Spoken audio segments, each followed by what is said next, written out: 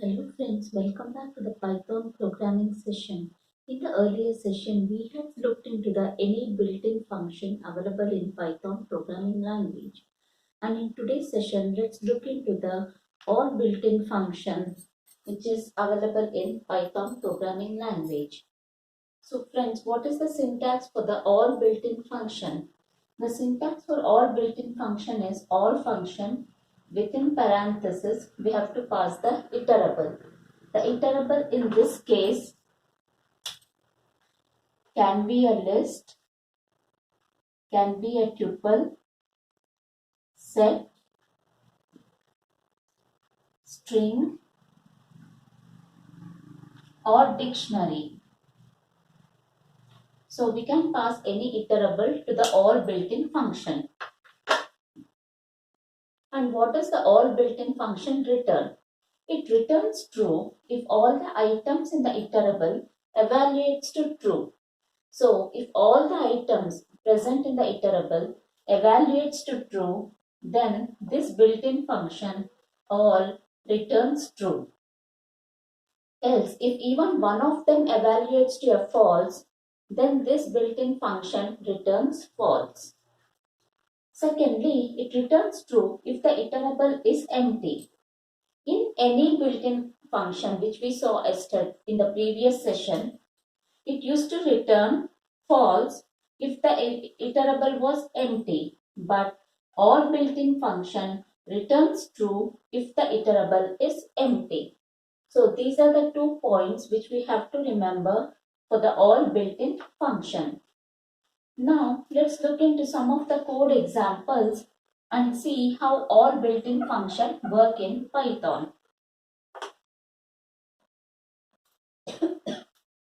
So let me have my list 1 equal to 0, 1, 0, 1 and then 0. Now if I say print all and within parenthesis I pass the parameter as list 1. So when I say this particular statement, what gets printed? Since some of the items are false, 0 represents a false, 1 is true, 0 is again false, 1 true, 0 is false. As the name suggests, all means all the items in the iterable should evaluate to true. Since some of the items are false in the list, the result would be false. Now let me take another list, list 2 equal to 1, 1, 1, 1 and then 1. Now if I say print all list 2, then it gives a boolean, it will return a boolean value equal to true because all the items in the list evaluate to true. So only when all the items in the list evaluate to true, it will return true. If even one item evaluates to false, then all built-in function returns a boolean value false. Now let me take my list 3 equal to 0, 1, 1, 1, 1. Since one element evaluates to false, all built-in function returns false. So now if I say print all of list 3, then it evaluates to false because one of the element is evaluates to false. Only when all of the items evaluate to true, then it returns a true. Now let me say list 4 equal to, and all are zeros. So since everything evaluates to false, all built-in function returns false. All list 4, it returns false since none of the elements is 1. All are 0, so it evaluates false.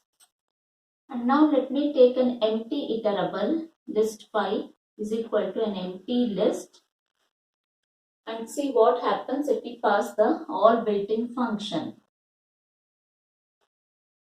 If we pass an empty list to the all built-in function, it evaluates to true. All built-in function, when it takes an empty iterable, evaluates to true, whereas any built-in function, when it takes an empty iterable, it evaluates to false. So this is how the all built-in function works in Python programming language. Now let's look into one more example and see how all built-in function works. Let me take my st1 equal to Python 123. So this is my string. Now let me say x equal to, I'll create a list. I'll create my new list which will be stored in x by using list comprehension. So let me say char dot is alnum for char in st1. So friends, what will be the result of the list? Is alnum checks. It's a method in strings, available in strings, which checks if the string is having alphanumeric characters. Now, in this case, we are taking character by character. First, character will be having, since we are looping for char in st1, char initially will have P, that is the first letter. So to check if P dot is alnum. So P is a character. It's an alphanumeric. It is an alpha character. So it is present in alnum. So it is checking is P alnum. So since P is an alnum, it returns true. So our x will have the value equal to true for the first iteration. Then for loop moves to the second iteration, second character, and it takes y. Y is also an alnum, so it will return true. So it returns true. Then it takes t. T also is an alnum, so it will return true. H, alnum. Then it takes O, which is again alphanumeric. Then it takes N, which is alphanumeric. Then we have 1, 2, 3. 1 is a numeric. Since I am giving alnum, it can have alphabets or numeric. Since it is having numeric, it is present in alnum. So it takes true.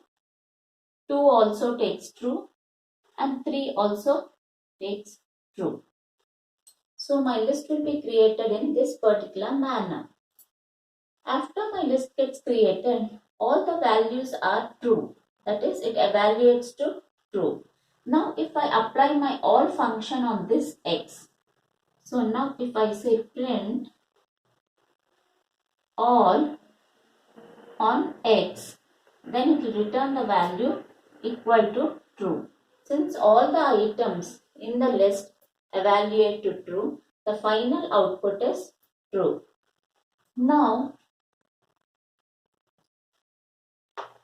let me give a space and then 1, 2, 3. Python space 1, 2, 3. In this case, Python is P is true. It's an alphanumeric. It is true. Y, T, H, O, N. After N, there is a space. Space is not an alphanumeric, so it will evaluate to false. And then 1, 2, 3 again evaluates to true. Now, if I give my all of x, all built-in function, and I am passing x as the parameter, since one of the item is true, all the items are true, then it gives the value equal to true. Since one of them is false, false. So the all function returns false even if one value is false. It will return true only if all the values evaluate to true. So this was the all built-in function in Python programming language. And if we pass an empty list or an empty tuple, then it will evaluate to true. And it will evaluate to true only if all the items in the iterable is true. Hope so friends, it is clear for you. If you have any doubts, please do reach to me out in the comment section. If you like my video, click on the like button and please do subscribe to get notifications of my new videos. Till then, see you. Bye bye.